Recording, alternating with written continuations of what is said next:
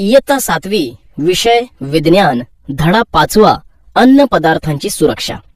प्रस्तावना. मुलांनो, आज आपण अन्न पदार्थांची सुरक्षा कशा प्रकारे केली जाते याविषयी जाणून घेणार आहोत. आता मला सांगा की तुम्ही सगळे रोज शाळेत येताना डबा का घेऊन येता? सर, आम्हाला भूक लागते म्हणून. अगदी बरोबर. आपल्याला सर्वांनाच माहित आहे की अन्न, वस्त्र, निवारा या आपल्या मुख्य गरजा आहेत. हे अन्न ग्रहण केल्याने आपल्या शरीरातील कार्य करण्याची क्षमता वाढते. आपल्याला अन्नातून ऊर्जा मिळते. आपल्या शरीराची प्रतिकार शक्ती वाढते. त्यामुळे आपण निरोगी राहतो. पण हे अन्न म्हणजेच आपला आहार हा समतोल असणे गरजेचे असते. आणि तो समतोल राहण्यासाठी आपल्या अन्नामध्ये कर्बोदके, स्निग्ध पदार्थ, प्रथिने, खनिजे, जीवनसत्वे, तंतुमय पदार्थ, पाणी या सर्वांचे योग्य प्रमाण असणे गरजेचे असते. आता हा तक्ता पहा. यामध्ये कोणत्या पदार्थातून हे अन्न घटक मिळतात याची माहिती दिली आहे. मुलांनो, ज्वारी, बाजरी, गहू, तांदूळ ही तृणधान्ये आहेत. या तृणधान्यांतून आपल्या शरीराला कर्बोदके मिळतात आणि कर्बोदकांमुळे आपल्या शरीराला ऊर्जा प्राप्त होते आणि आपलं शरीर कार्यक्षम बनतं.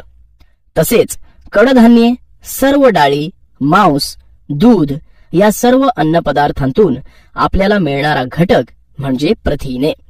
शरीराची वाढ होण्यासाठी प्रथिनांची खूप आवश्यकता असते. ही प्रथिने आपल्या शरीराची होणारी झीज भरून काढतात आणि शरीराची वाढ करण्यास मदत करतात. तिसरा पदार्थ म्हणजे तेल, तूप, लोणी इत्यादी. आपल्या रोजच्या अन्नात आपण नेहमीच तेलाचा वापर करतो आणि या वापरातून आपल्या शरीरास स्निग्ध पदार्थ मिळतात. या स्निग्ध पदार्थांपासून आपल्या शरीराला उष्णतेच्या स्वरूपात ऊर्जा मिळते.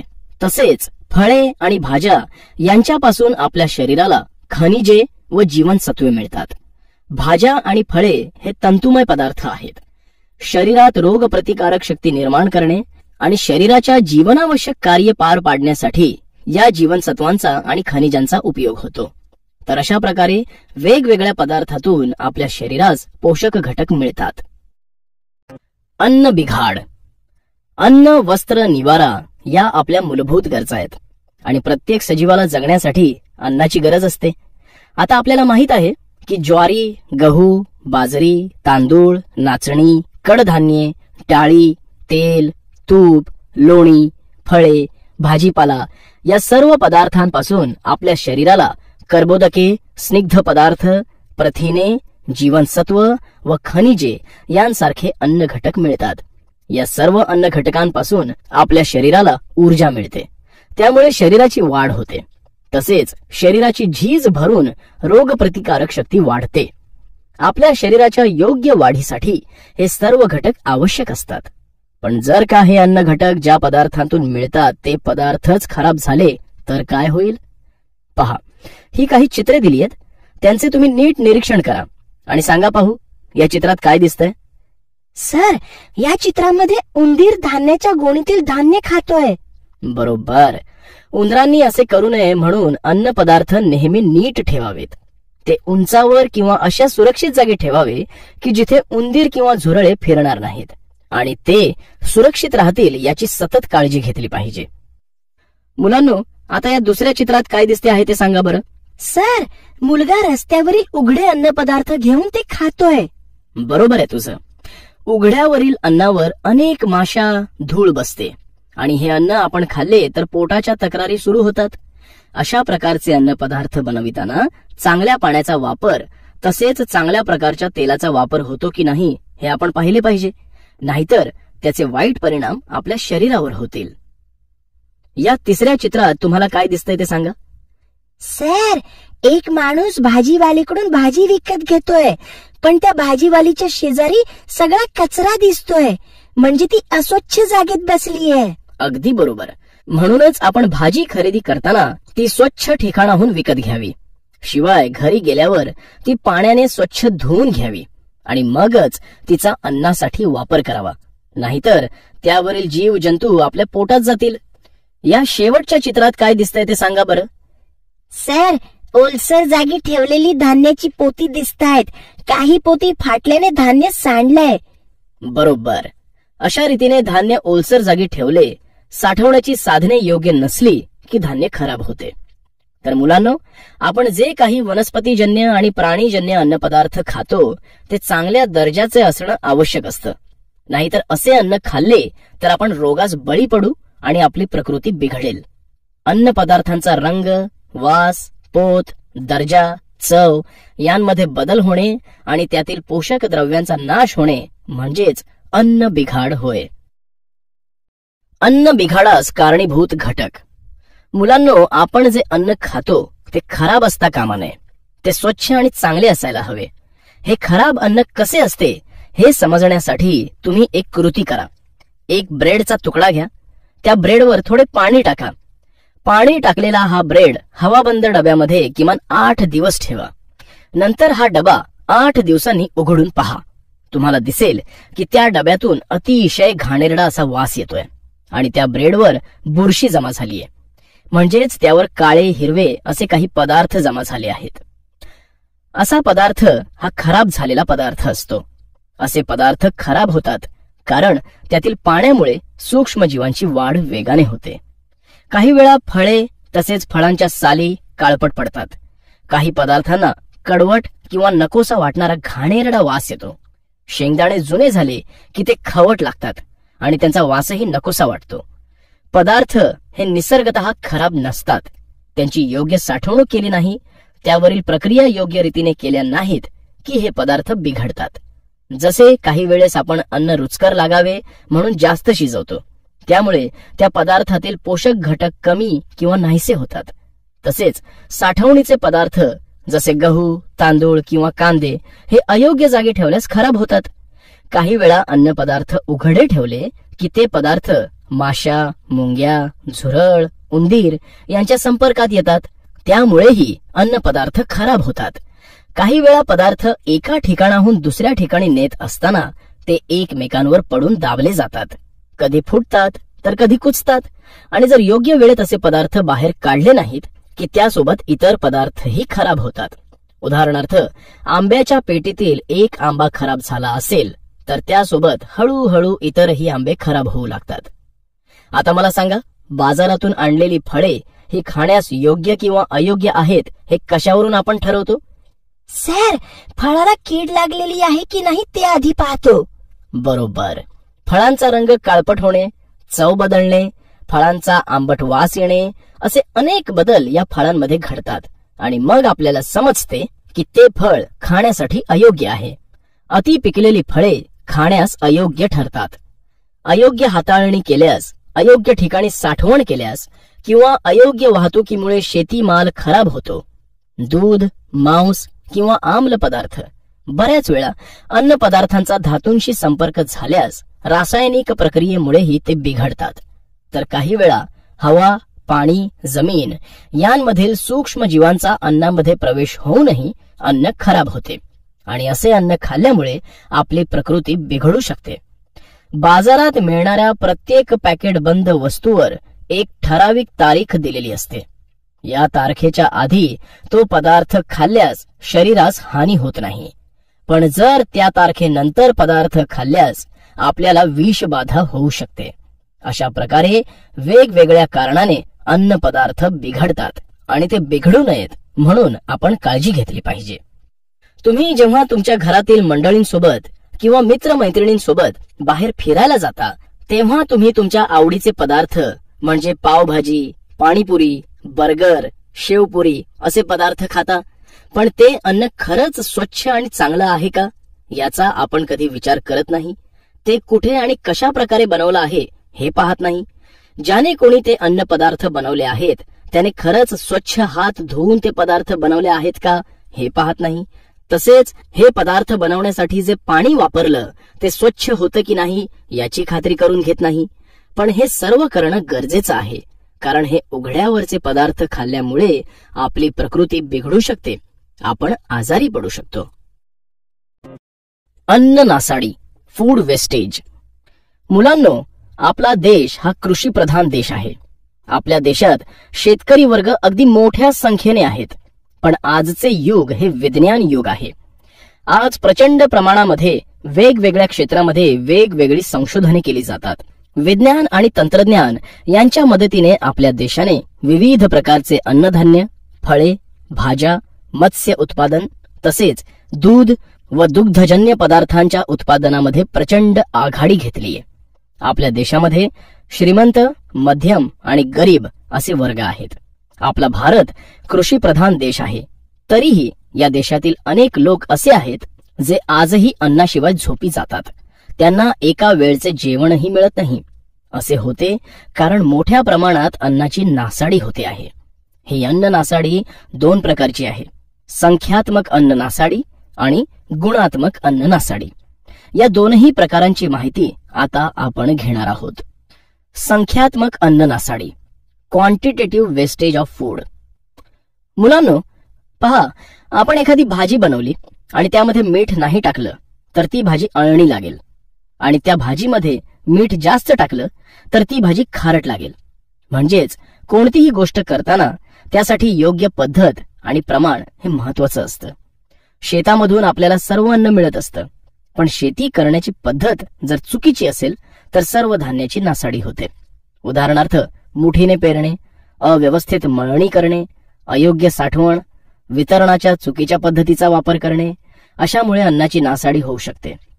कधी कधी आपण लग्नाच्या पंक्तीला जेवायला बसलो असताना आग्रहाखातर आपल्या ताटात अधिक अन्न वाढले जाते.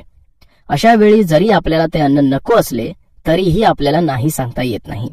शेवटी आपल्याला ते अन्न संपत नाही म्हणून आपण ते टाकून देतो. अशा वेळी या अन्नाची नासाडी होते. कधी कधी आपण जास्त प्रमाणात फळे किंवा इतर खाऊचे पदार्थ आपल्या घरी आणतो. बऱ्याच वेळा ते पदार्थ किंवा फळे संपूर्ण खाल्ली जात नाहीत आणि मग ते खराब झाले की टाकून दिले जातात. अशा वेळी ही अन्नाची नासाडी होते. तर मुलांनो, हे सर्व पदार्थ जास्त प्रमाणात घेतल्याने त्यांची नासाडी होते.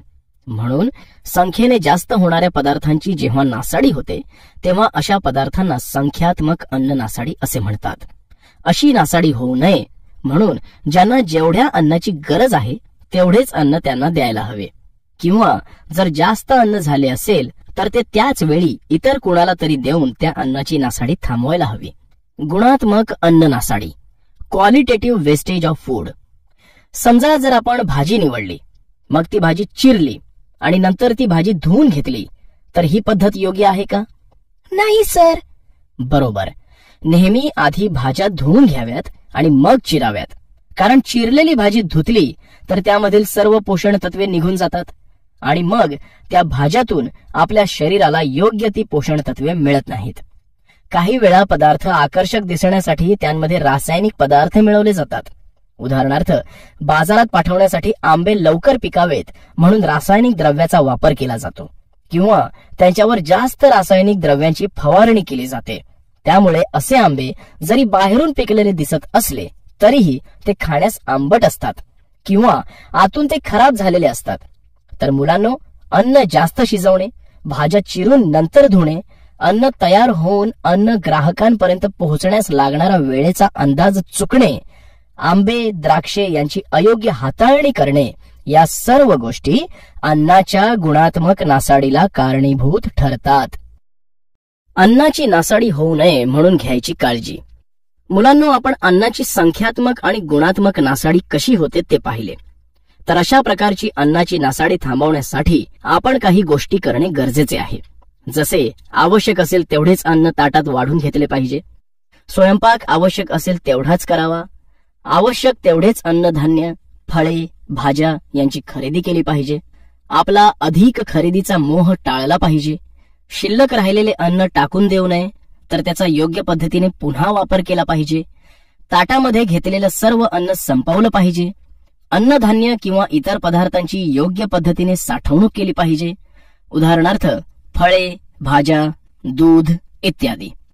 हवाबंद डबे, बाटल्यांमधील पदार्थांची वापरण्याची अंतिम तारीख पाहून त्या तारखेपूर्वीच पदार्थ वापरले पाहिजेत. लग्न समारंभातील अक्षता म्हणून वापरल्या जाणाऱ्या तांदळाचा वापर टाळावा. त्याऐवजी फुले वापरावीत. अशा प्रकारे आपण अन्नाची नासाडी होऊ नये म्हणून काळजी घेऊ शकतो. मुलांना, तुम्हाला हे माहीत असले पाहिजे की 16 ऑक्टोबर हा जागतिक अन्न सुरक्षा दिवस म्हणून सर्वत्र पाळला जातो. अन्न सुरक्षा करणे आणि अन्न नासाडी टाळणे यासाठी जनजागृती करणे हा या दिवसाचा उद्देश असतो. अन्न साठवण व सुरक्षा, फूड स्टोरेज अँड प्रिझर्वेशन. अन्न खराब होते म्हणजे नेमके काय होते? तर अन्नावर रोगजंतूची वाढ होते. असे अन्न खाणे आरोग्यास हानिकारक असते. तुम्हाला माहित आहे की घरी आपण दूध आणले की लगेच ते दूध तापवतो, कारण दूध तापवले की त्यातील जंतूंचा नाश होतो आणि दूध खराब होत नाही. तसेच धान्य आणले की ते लगेच उन्हात वाळवून ठेवतो, कारण त्या धान्याला कीड लागू नये म्हणून. आपण जर गरम अन्न आपल्या जेवणाच्या डब्यात भरले की त्या अन्नातून वाफा बाहेर येतात आणि डब्यातील अन्न ओलसर होते. काही वेळा ते खराबही होते. म्हणून आपण डब्यात अन्न भरताना ते थंड करून मग भरतो. म्हणजेच वाळविणे, शिजविणे, सुकविणे, उकळणे, हवाबंद डब्यात ठेवणे या सर्व अन्न पदार्थ सुरक्षित साठविण्याच्या पद्धती आहेत.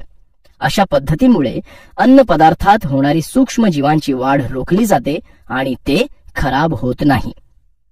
अन्न रक्षण व परिरक्षण. मुलांनो, समजा एक धान्याची गोण आहे आणि मी ती ओलसर जागेवर ठेवली आणि 5 ते 6 दिवसांनी मी पाहिले तर काय दिसेल? सर, त्या धान्यावर सूक्ष्म जीवांची वाढ होऊन त्या धान्याला कीड लागलेली असेल आणि ते धान्य खराब झालेले असेल. अगदी बरोबर. म्हणजेच वेगवेगळ्या कारणांनी अन्नातील सूक्ष्म जीवांची वाढ होऊन ते खराब होणे, त्यांना कीड लागणे आणि त्या सर्वांपासून अन्न सुरक्षित ठेवणे म्हणजेच अन्न रक्षण होय. अन्न परीक्षण. मुलांनो, आपण पाहिलंय की दूषित पाण्यामुळे जंतूंची वाढ होते. शेंगदाण्याला खवट वास येतो. ओलसर झालेले अन्न पदार्थ डब्यात झाकून ठेवले की ते खराब होतात. असे अन्न खराब होऊ नये म्हणून त्यामध्ये परिरक्षकांचा वापर करतात. अन्नामधील अंतर्गत घटकांमुळे होणारा बिघाड टाळून अन्न दीर्घकाळ टिकविण्यासाठी त्यामध्ये वेगवेगळ्या परिरक्षकांचा वापर करणे यालाच अन्न परिरक्षण असं म्हणतात. अन्न आणि औषध प्रशासन, FDA. मुलांनो, FDA ही अन्न आणि औषध यांचे प्रमाणीकरण करून त्यांच्या निर्मितीवर व वाटपावर नियंत्रण ठेवणारी शासकीय यंत्रणा आहे. अन्न सुरक्षितता आणि मानांकने कायदा 2006 अनुसार भारतीय अन्न सुरक्षितता आणि मानांकने प्राधिकरण म्हणजेच FSSAI या संस्थेची स्थापना करण्यात आलेली आहे. अन्न रक्षण पद्धती. अन्नाचे रक्षण करण्यासाठी, त्याची काळजी घेण्यासाठी विविध पद्धती अस्तित्वात आहेत. त्यांचा आता आपण अभ्यास करणार आहोत. गोठणीकरण. तुम्ही कधी मच्छी मार्केटमध्ये गेला आहात का? त्या ठिकाणी तुम्ही पाहिलं असेल की मासे विकणारी माणसे ज्या पेटीमध्ये मच्छी आणतात त्या पेटीमध्ये बर्फ असतो. मासे लवकर खराब होऊ नयेत म्हणून ते त्या पेटीत बर्फ ठेवतात. कमी तापमानाला अन्नातील जैविक व रासायनिक प्रक्रियांचा वेग मंदावतो. त्यामुळे अन्नपदार्थ खूप काळ टिकू शकतात. यासाठीच आपण शीत कपाटाचा म्हणजेच फ्रीजचा वापर करतो. उन्हाळ्यामध्ये आपण बनविलेल्या भाज्या लवकर खराब होतात, पण हिवाळ्यामध्ये बनविलेल्या भाज्या लवकर खराब होत नाहीत, कारण त्यावेळेस वातावरण थोडे थंड असते. वायूंचा वापर. मुलांनो, कुरकुरे, लेज, वेफर्स आणि इतर खाद्यपदार्थ हवाबंद पिशव्यांमध्ये बंद करताना नायट्रोजन वायूचा उपयोग करून त्यातील कीटक आणि बुरशीच्या वाढीला आळा घालता येतो. धुरीकरण. काही वेळा अन्न संरक्षित राहण्यासाठी त्यावर धूर देऊन ते अन्न सुरक्षित केले जाते. या धुरामध्ये ॲल्युमिनियम फॉस्फाईडचा वापर केला जातो. कीटकनाशकांचा वापर. या पद्धतीत धान्य पोत्यामध्ये भरल्यानंतर शेतकरी मॅलेथिओनचा फवारा पोत्यांवर मारतात. किरणीयन. या पद्धतीत आयनीभवन करणाऱ्या किरणांचा मारा अन्न पदार्थांवर केला जातो. उदाहरणार्थ, उच्च ऊर्जायुक्त इलेक्ट्रॉन त्वरकांद्वारा म्हणजेच ॲक्सिलेटरद्वारा निर्मित क्षकिरण, किरणोत्सारी समस्थानिकांद्वारे उत्सर्जित गॅमा किरण इत्यादी. या प्रक्रियेमुळे सूक्ष्मजीव, बुरशी व कीटकांचा नाश होतो. फळांच्या पिकण्याचा कालावधी वाढल्यामुळे त्यांची हानी कमी होते. तसेच अंकुरणाची प्रक्रिया मंद झाल्यामुळे बटाटे, कांदे इत्यादी अन्नपदार्थ जास्त कालावधीसाठी टिकू शकतात. महाराष्ट्रातील लासल गावामध्ये कांद्यावर व बटाट्यावर आणि नवी मुंबई इथे मसाल्याच्या पदार्थांवर किरणीयन करतात अशी संयंत्रे असलेली केंद्रे उभारण्यात आली आहेत. त्यामुळे कांदे बटाटे हे लवकर अंकुरित न होता ते जास्त काळ टिकतात. परिरक्षकांचा वापर. अन्न रक्षण करण्याच्या नैसर्गिक परिरक्षक आणि रासायनिक परिरक्षक अशा 2 पद्धती आहेत. यातील नैसर्गिक परिरक्षक म्हणजे निसर्गतः सहज उपलब्ध असणारे पदार्थ, उदाहरणार्थ मीठ, साखर, तेल यांचा वापर करणे इत्यादी. हे पदार्थ वापरून लोणची, मुरांबे, पेठा इत्यादी पदार्थ तयार करता येतात. रासायनिक परिरक्षकामध्ये प्रामुख्याने ॲसेटिक आम्ल म्हणजेच व्हिनेगर, सायट्रिक आम्ल, सोडियम बेन्झोएट तसेच काही नायट्रेट व नायट्राइट क्षारांचा वापर करून सॉस, जेली, जाम, शिजवण्यास तयार भाज्या व अन्नाची तयार पाकिटे इत्यादी खूप कालावधीसाठी टिकवून ठेवता येतात. पाश्चरीकरण. पाश्चरीकरण पद्धतीने दूध किंवा तत्सम पदार्थ विशिष्ट तापमानापर्यंत, उदाहरणार्थ दूध 80 अंश सेल्सिअसला 15 मिनिटे तापवले जाते आणि नंतर ताबडतोब ते थंड केले जाते. यामुळे दुधातील सूक्ष्म जीवांचा नाश होऊन ते दीर्घकाळ टिकते. वाढलेल्या तापमानाचा वापर करून अन्न पदार्थांमध्ये सूक्ष्म जीवांची वाढ रोखून त्यांची गुणवत्ता टिकवून ठेवण्याची पद्धती जीवाणूशास्त्रज्ञ लुई पाश्चर यांनी विकसित केली. अन्न भेसळ. मुलांनो, आपल्याला भूक लागली की आपण जेवण करतो म्हणजेच आपण अन्न खातो. आपण जे अन्न खातो त्यामधून आपल्याला अन्न घटक मिळतात. सर्व सजीवांना अन्नाची गरज असते. सकाळी उठल्यापासून ते रात्री झोपेपर्यंत आपण काही ना काहीतरी खातच असतो. उदाहरणार्थ फळे, भाज्या, दूध इत्यादी. आपण जे अन्न खातो ते सकस आणि शुद्ध असेल तर आपलं आरोग्य चांगलं राहतं. हेच अन्न जर भेसळयुक्त असेल तर आपल्या शरीराला ते हानिकारक असतं. अन्न पदार्थ विकताना अधिक फायदा करून घेण्यासाठी त्यात एखादा स्वस्त, अतिरिक्त व कमी दर्जाचा पदार्थ मिसळला जातो. त्यालाच अन्नाची भेसळ म्हणतात. भाज्या, दूध, मसाल्याचे पदार्थ, कडधान्य अशा प्रत्येक पदार्थामध्ये भेसळ आढळते. भेसळयुक्त अन्नामुळे लहान मोठे, गरीब श्रीमंत सर्वांच्याच आरोग्याला धोका पोहोचतो. अन्नातील वेगवेगळ्या भेसळीचे वेगवेगळे परिणाम होतात. काही भेसळीच्या पदार्थांमुळे पोटाचे आजार किंवा विषबाधा होऊ शकते. काही प्रकारचे भेसळयुक्त अन्न दीर्घकाळ खाल्ल्याने शरीरातील अवयवांच्या कार्यावर विपरीत परिणाम होतात. तसेच कॅन्सर सारखे दुर्धर रोग होण्याचा धोका संभवतो. मुलांनो, मग तुम्ही सांगा की तुम्ही अशी कधी कोणती भेसळ पाहिली आहे का? हो सर, गव्हामध्ये खूप खडे व माती असते आणि तुपामध्ये कमी दर्जाचं तेल वापरून त्याची भेसळ करतात. बरोबर आहे. अशाच आणखी काही प्रकारच्या भेसळी मी तुम्हाला सांगतो.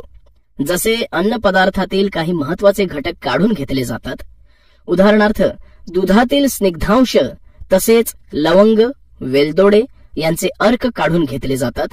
तसेच पदार्थात कमी प्रतीचा स्वस्त पदार्थ किंवा अपायकारक रंग मिसळला जातो. पदार्थात अपायकारक पदार्थ वापरले जातात. उदाहरणार्थ बारीक दगड, खडे, लोखंडी चुरा, युरिया, लाकडी भुसा इत्यादी. फळांना अधिक स्वादिष्ट आणि आकर्षक बनवण्यासाठी त्यांना रासायनिक पदार्थांचे इंजेक्शन दिले जाते. दूध विक्रेते दुधाची स्निग्धता वाढावी म्हणून दुधात युरिया मिसळतात. आपले नुकसान कमी व्हावे म्हणून कित्येक विक्रेते हवाबंद डबे आणि पाकिटे यांच्यावरची एक्सपायरी डेट बदलतात. आकर्षक व पिवळी धमक पिकल्यासारखी दिसणारी केळी तसेच अन्य काही फळे पिकवण्यासाठी कॅल्शियम कार्बाइड व इतर काही रसायनांचा वापर केलेला असतो. शीतपेयांमध्ये अनेकदा कार्बोनेटेड सोडा, फॉस्फरिक ऍसिड इत्यादी घटक पदार्थ वापरलेले असतात. तर अशा प्रकारे विविध प्रकारची भेसळ अन्न पदार्थात केली जाते. अन्न भेसळ कशी शोधाल? मुलांनो, पदार्थात जर अन्न भेसळ झाली असेल तर ती ओळखायची कशी ते आपण या प्रयोगांद्वारे समजून घेऊ. दूध. तुम्हाला तर माहीतच आहे की आजकाल दुधामध्ये पाण्याची भेसळ असते. तर ही भेसळ ओळखण्यासाठी सर्वात आधी दुधाचा एक थेंब काचपट्टीवर ठेवून काचपट्टी तिरकी करून घ्या. त्यामुळे दुधाचा थेंब खाली ओघळेल. जर काचपट्टीवर ओघळण्याची पांढरी खूण दिसली नाही तर दुधात पाणी मिसळलेले आहे हे आपल्याला सहज दिसून येते. तसेच या दुसऱ्या प्रयोगाद्वारे आपण दुधातील भेसळ ओळखू शकतो. यासाठी एका वाटीमध्ये थोडे दूध घ्या. या दुधाच्या वाटीमध्ये थोडे टिंक्चर आयोडीन टाका. आजकाल मेडिकलमध्ये हे आयोडीन सहज उपलब्ध होते. आता हे मिश्रण हलवून घ्या. मुलांनो, नीट पहा. ह्या दुधाचा कलर बदलायला लागला आणि आता तो वांगी रंगासारखा झाला आहे, म्हणजेच यामध्ये भेसळ झाली आहे. दुधाचा कलर जर बदलला नसता, तो पांढराच राहिला असता, तर त्यामध्ये भेसळ नाही असे सिद्ध झाले असते. लाल मिरची पावडर. मुलांनो, तुमची आई जेवण बनविताना बऱ्याच भाज्यांमध्ये मिरची पावडर वापरत असेल, पण त्या मिरची पावडर मध्ये ही भेसळ असू शकते. ही भेसळ ओळखण्यासाठी 1 चमचा मिरची पावडर एका ग्लास मध्ये घेऊन त्यात अर्धा ग्लास भरेल एवढे पाणी घ्या आणि ते मिश्रण ढवळून 5 मिनिटे स्थिर करण्यासाठी ठेवा. 5 मिनिटांनंतर निरीक्षण केल्यानंतर असे दिसून आले की त्या पाण्याच्या तळाशी लाल थरांचा साठा जमा झालेला आहे. तर मिरची पावडर मध्ये विटांची भुकटी मिसळलेली आहे असे समजावे. हळद. हळदीमध्ये झालेली भेसळ ओळखण्यासाठी परीक्षा नळीमध्ये चिमूटभर हळद पावडर घेऊन त्यात थोडे पाणी टाका व मिश्रण ढवळा. आता त्यात थोडे तीव्र हायड्रोक्लोरिक आम्ल टाका. तीव्र हायड्रोक्लोरिक आम्लामुळे मिश्रणाला लालसर रंग आला आहे. हळद पावडर मध्ये मेटॅनिल येलोची भेसळ असल्यास हा रंग कायम राहतो. रवा. आता आपण रव्यामधील भेसळ पाहूयात. 1 वाटी रवा घ्या आणि त्या रव्यातून एक चुंबक फिरवा. बघा मुलांनो, या चुंबकाला काळे काळे छोटे कण चिकटलेले दिसत आहेत, म्हणजे त्या रव्यामध्ये लोह कणांची भेसळ झालेली आपल्याला दिसून येते. मध. मुलांनो, मधातील भेसळ ओळखण्यासाठी 1 ग्लास पाणी घ्या. त्या ग्लासामध्ये 1 थेंब मधाचा टाका आणि आता त्याचे निरीक्षण करा. पहा, हा मधाचा थेंब पाण्यामध्ये विरघळला आहे, म्हणजे या मधामध्ये भेसळ आहे. जर मधाचा थेंब हा तळाशी गेला असता तर त्यात भेसळ झालेली नाही असे दिसून आले असते. असे भेसळयुक्त अन्न दीर्घकाळापर्यंत खाल्ल्याने आपल्या शरीरातील अवयवांच्या कार्यावर विपरीत परिणाम होतात. महत्वाची माहिती. तुम्हाला हे माहित असायला हवे की 1954 मध्ये अन्न भेसळ प्रतिबंधक कायदा संमत करण्यात आला. यामध्ये वेळोवेळी सुधारणा करून 1976 मध्ये या कायद्यातील तरतुदीनुसार अपायकारक भेसळ करणाऱ्यास जन्मठेपेची तरतूद करण्यात आली आहे.